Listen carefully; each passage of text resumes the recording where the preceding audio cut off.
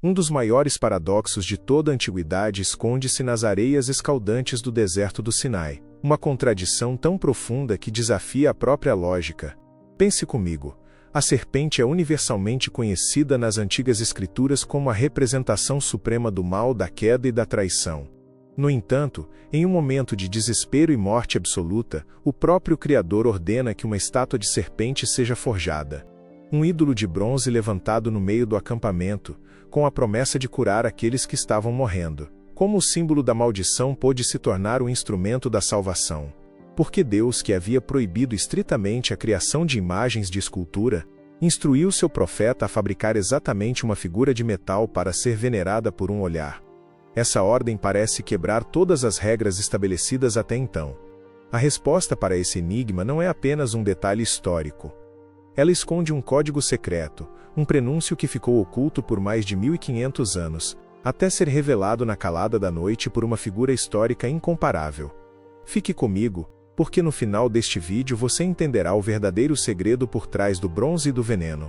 A resposta mudará sua perspectiva para sempre. Para compreendermos a magnitude deste mistério, precisamos voltar no tempo. Imagine mais de 1 milhão de pessoas caminhando por uma das paisagens mais inóspitas e implacáveis do planeta, a Península do Sinai. O povo de Israel havia sido liberto da escravidão no Egito, um império de pedras e chicotes. Eles viram o mar se abrir. Viram o exército mais poderoso da terra ser engolido pelas águas. No entanto, a memória humana é frágil, e a gratidão desvanece rapidamente sob o sol de 40 graus do deserto. O livro de Números, no capítulo 21, narra um momento de ruptura psicológica. A jornada parecia não ter fim. O calor era sufocante. A água, escassa, e o alimento, o famoso maná que caía do céu, começou a se tornar motivo de desprezo. A multidão, antes eufórica pela liberdade, agora exalava impaciência e rebelião. O texto ancestral é direto. O povo falou contra Deus e contra Moisés. Eles questionaram a própria essência de sua libertação, dizendo: Por que nos tirastes do Egito para morrermos neste deserto? Nossa alma tem fastio deste pão miserável. Não foi apenas uma reclamação sobre o cardápio. Foi uma rejeição total ao cuidado e à provisão de quem os havia salvado. Eles preferiam a segurança corrompida da escravidão aos desafios da liberdade. E na antiguidade, o rompimento com o divino nunca vinha sem consequências avassaladoras. Uma barreira de proteção havia sido quebrada. E o que entrou por essa fenda invisível traria um terror inimaginável para as tendas de Israel. Mas a forma como esse juízo chegou pegou todos de surpresa. A consequência da murmuração não foi um exército inimigo. Não foi uma tempestade de areia. Foram predadores silenciosos, letais e rastejantes. Os relatos históricos descrevem que o acampamento foi invadido por serpentes abrasadoras. Mas o que a história e a biologia nos dizem sobre essas criaturas? Especialistas e arqueólogos que estudam a fauna do deserto de Arava e do Sinai apontam para Aedes coloratus, também conhecida como a víbora pintada, ou a víbora de escamas serrilhadas. O veneno dessa serpente é uma neurotoxina e hemotoxina poderosíssima. A palavra hebraica original usada no texto é serafim, que carrega a raiz do significado de queimar ou incendiar.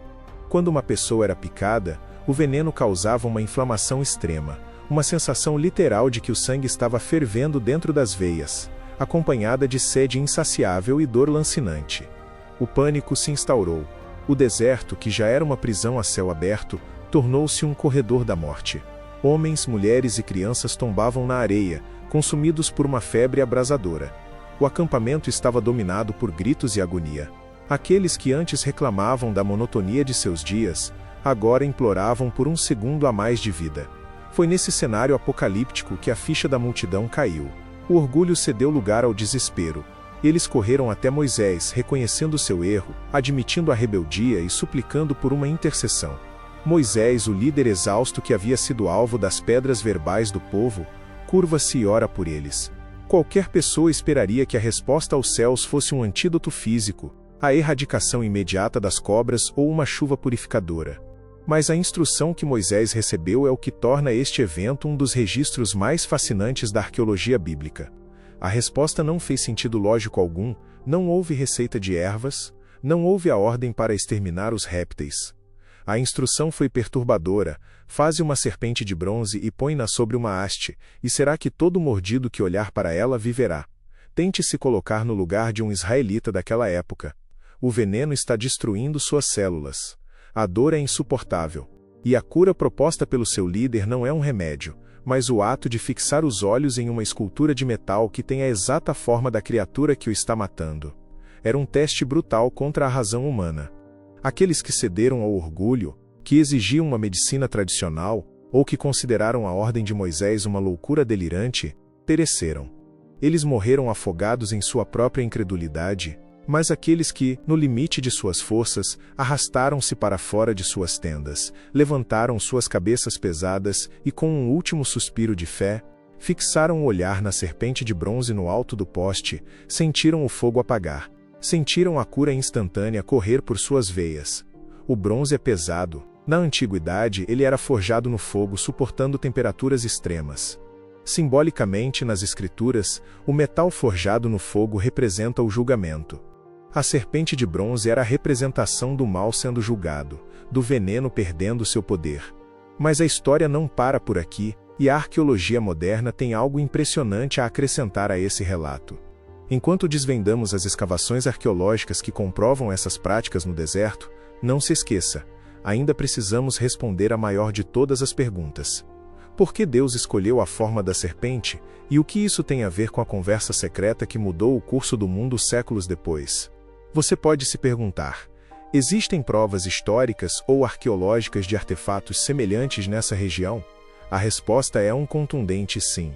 Em 1969, o respeitado arqueólogo Beno Rothenberg estava escavando no Vale de Tímina, na região sul de Israel, uma área historicamente rica em minas de cobre que datam da mesma época da peregrinação no deserto. Lá nas ruínas de um antigo santuário midianita, a equipe de escavação fez uma descoberta de arrepiar.